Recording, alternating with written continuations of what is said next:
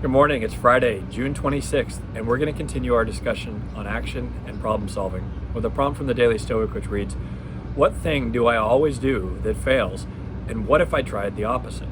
So yesterday I wrote about the unprecedented stillness and clarity that I've experienced so far throughout this interview process.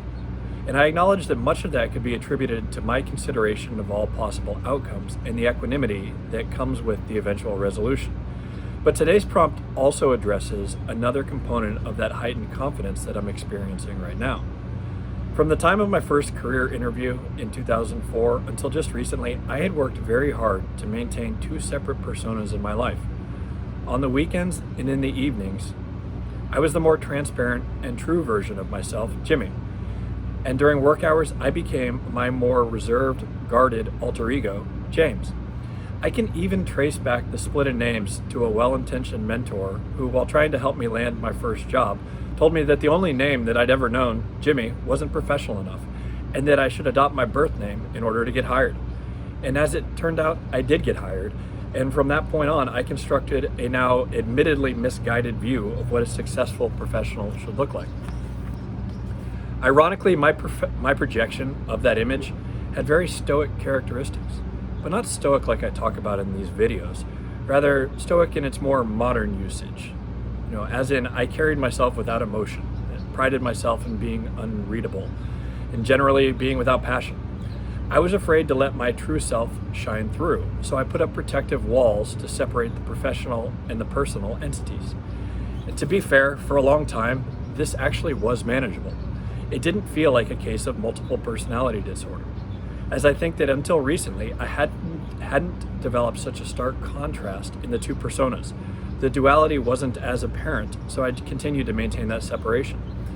But then I began this journey of self-awareness in my personal life and began to establish a new set of foundational beliefs. That life operating system that I cover in these writings made so many improvements to my personal interests.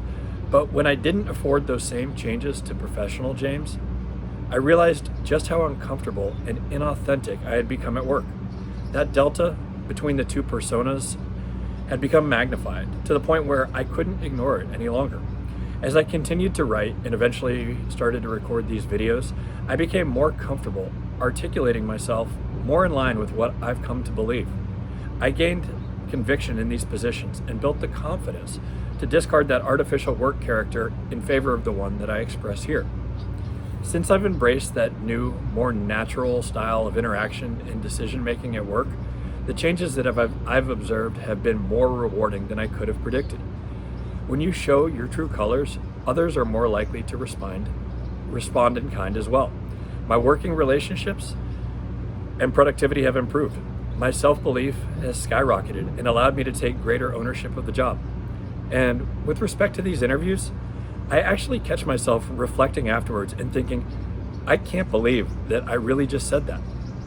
Instead of responding to the questions through a heavily restrictive filter through which I'm not even sure what to believe, I find myself speaking as myself.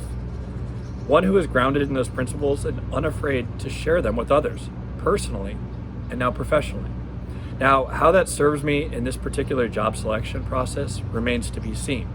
But I know how much better off things are for me personally now that I've decided to try the opposite approach. And that's what I believe is most important. We'll see what happens. Have a great day. Bye.